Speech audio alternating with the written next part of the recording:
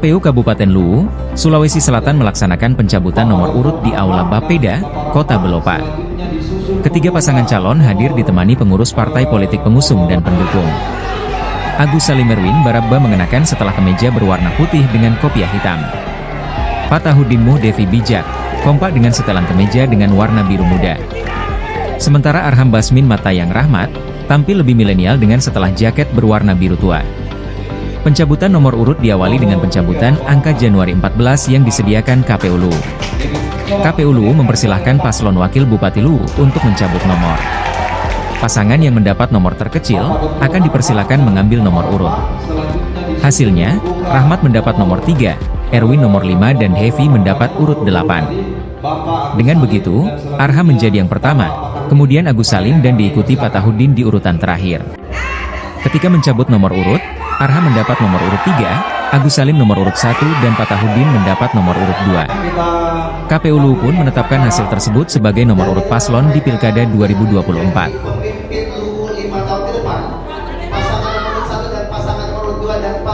Ada tanggapannya, tadi kan sudah disampaikan bahwa itu amanah Agus kan, mungkin win juara saja.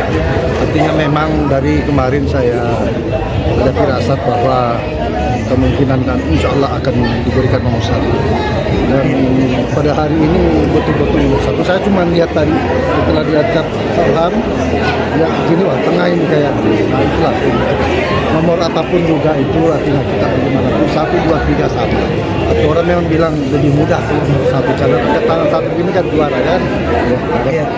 Jadi bagi itu kita sudah paham bahwa bupati itu hanya 1 dan wakil bupati itu hanya 1. Jadi kalau pilihannya masyarakat dulu nomor 1 itu adalah perpanjangan tangan untuk pemerintah Kabupaten Luwu.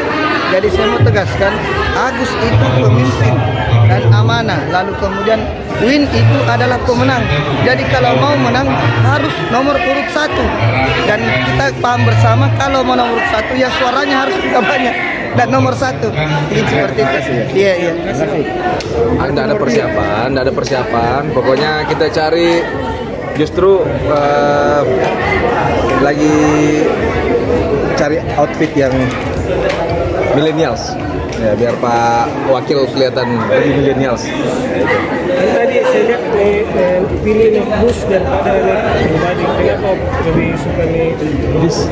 Enggak, kalau lihat kondisi beberapa kali tahapan-tahapan kan kita ini sudah berapa kali juga hadapi pilkada. Saya lihat memang untuk momentum-momentum tertentu idealnya ya sebaiknya supaya menghindari hal-hal yang kita tidak inginkan bersama, rombongan kami yang 35 orang itu memang sebaiknya naik bus ya supaya tidak tercecer saja satu dengan yang lain.